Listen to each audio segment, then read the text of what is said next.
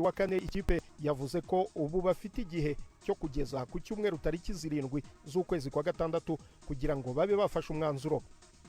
Nkomereje mu Bwongereza kandi shampiyona ya English Premier League irakomeza mu mpera z'iki cyumweru. Imwe mu mikino ikomeye, Arsenal ejo kwa gatandatu izahatana na Everton, Chelsea yakira Newcastle United ku kibuga cya Stamford Bridge, ari nako West Ham imanuka mu kibuga gukina na Manchester City ku kibuga cyayo cya London Stadium.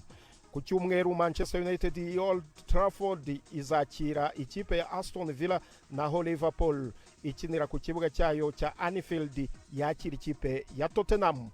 Ayo niyo y'imikino nabateguriye uyu munsi. Gendi Yves Bucyana.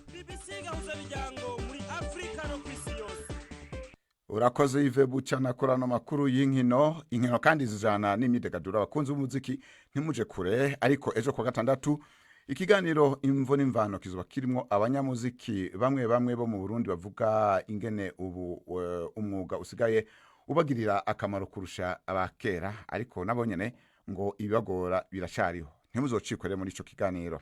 Ubu naho tubatumirire ikiganiro baza muganga na Yvette Kabatesi.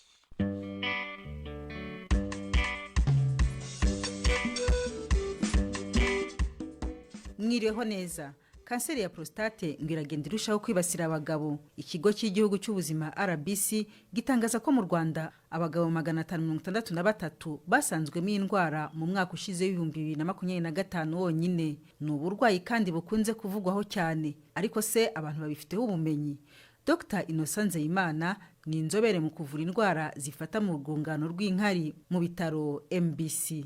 Mbere yuko mvuga kanseri ya prostate ntabwo ari indwara, ahubwo ni urugingo rw'umubiri, rukaba rugirwa n'abagabo gusa. Ni urugingo ruba munsi y'uruhago, rukaba ruzengurutse umuyoboro usohora inkari, rukaba rufasha mu ikorwa ry'amasohoro. Mbese hari amwe mu matembabuzi agize amasohoro atangwa na prostate. Numva rero ko ni urugingo abagabo bagira, abagore ntabwo barugira, ntabwo ari indwara. Hanyuma kanseri ya prostate ni kanseri ifata urwo rugingo nyine, nk'uko n'izindi ngingo zishobora gufatwa na kanseri. Ikintu kiba kanseri iyo uturemangingo tuyigize dukuze mu buryo budasanzwe, hanyuma ntidupfe, ubundi uturemangingo tugira uko dukura, hanyuma tugapfa tugasimbuzwa. Iyo ibyo bitabaye, tugakura mu buryo budasanzwe, dukora ikibyimba, aricyo kiva mu kanseri. Iyo rero niyo kanseri ya prostate. Hama rero iyi kanseri ikiyitera ni ikihe mu by'ukuri? Iyi kanseri ya prostate ni imwe muri kanseri idafite ibintu byinshi bizwi biyitera mu buryo buziguye muvuge ngo iterwa n'iki, ariko habaho ibintu bizwi ko byongera ibyago byo kuyirwara. Icya mbere ni imyaka. Kanseri utapfa kubona mu bantu bakiri bato, nabo tuvuga ko bayirwaye ari bato ni ku myaka 45 gutyo kuzamura, nabwo bakaba bafite amateka mu muryango yo kwirwara cyane. Ikindi ni imiterere y'umubiri, ibyo twakwita genetique. Hari uturemangingo fatizo abantu bamwe bagira twongera ibyago byo kuyirwara. Dushobora no gutera n'izindi kanseri nka kanseri y'ibere. Ikindi donc abirabura bafite ibyago byinshi byo kuyirwara ugereranije n'abandi bantu. Impamvu ntabwo izwi neza, hatekerezwa ko hazamo ibyo by'amagene, bityo turemangingo cyangwa se imiterere y'umubiri, ariko birazwi ko abirabura nibo bayifata cyane ugereranije n'abandi. Ibimenyetso rero biyiranga mu by'ukuri ni ibihe byihariye by'iyi kanseri ya prostate?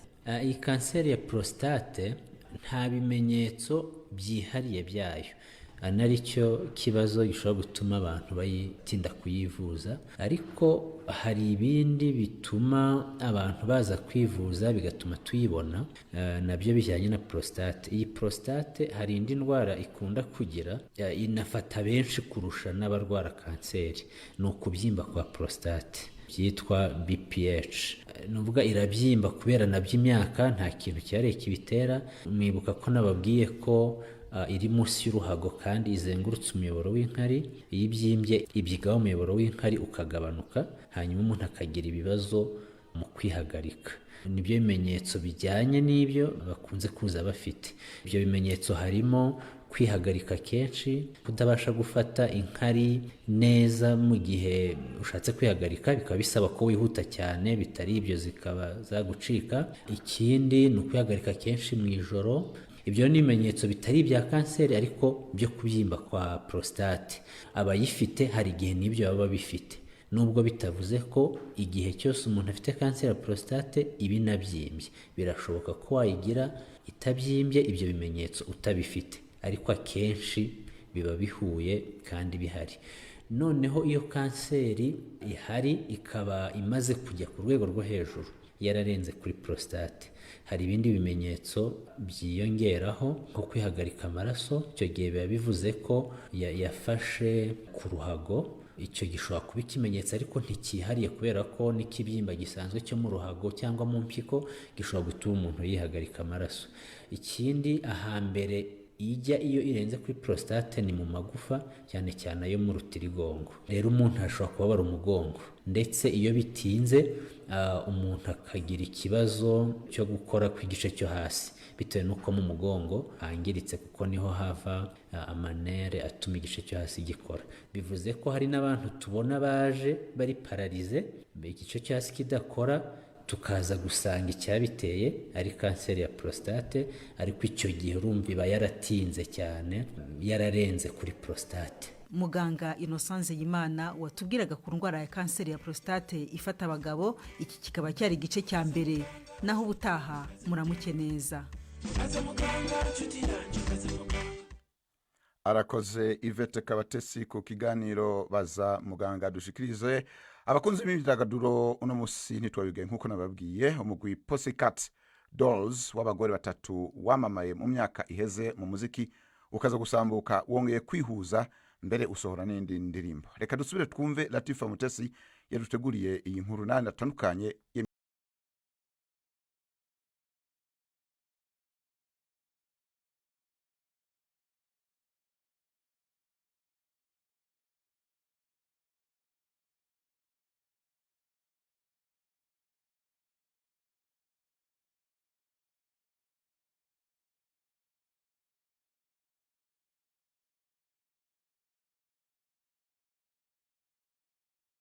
kwizihiza imyaka 20 itsinda Pussycat Dolls yamaze mu muziki, bashimangira ko bateganya ibitaramo 53 muri Amerika, muri Ecosse ndetse no mu Bwongereza. Iri tsinda Pussycat Dolls ryatangiriye i Los Angeles muri Amerika, yaherukaga gusohora indirimbo riri kumwe mu myaka 6 ishize. Indirimbo zabo nka Stick With You ndetse na Buttons nizo zatumye iri tsinda rimenyekana cyane ku isi. Abarigize bahagaritse gukorana mu mwaka wa 2010, bagerageza gusubirana mu mwaka wa 2019 biranga. Mu yandi makuru y'imyidagaduro, ibihembo ngaruka mwaka bya Oscars bigiye kuba ku nshuro ya 98 mu mpera z'iki cyumweru, aho bizatangirwa mu mujyi wa Los Angeles muri Amerika. Muri ibi bihembo bya sinema haba hitezwe cyane igihembo gihabwa filime y'indashyikirwa kurusha izindi zose. Muri iki cyiciro filime yitwa Sinners yakunzwe cyane, ikaba yaranakuye hagahigo kari gafitwe na filime izwi nka Titanic yamamaye cyane mu myaka yo hambere, niyo irimo guhabwa amahirwe. Mu kindi cyiciro kiba kitezwe n'umuyobozi wa filime warushije abandi, aha wayoboye iriya filime ya Sinners witwa Ryan Coogler niwe uhabwa amahirwe yo guhabwa Oscar kubera iyo filime. Mu bindi byiciro harimo umukinnyi w'umugore warushije abandi, aho Jessie Buckley wakiniye muri filime zirimo The Lost Daughter ahabwa amahirwe kurusha abandi.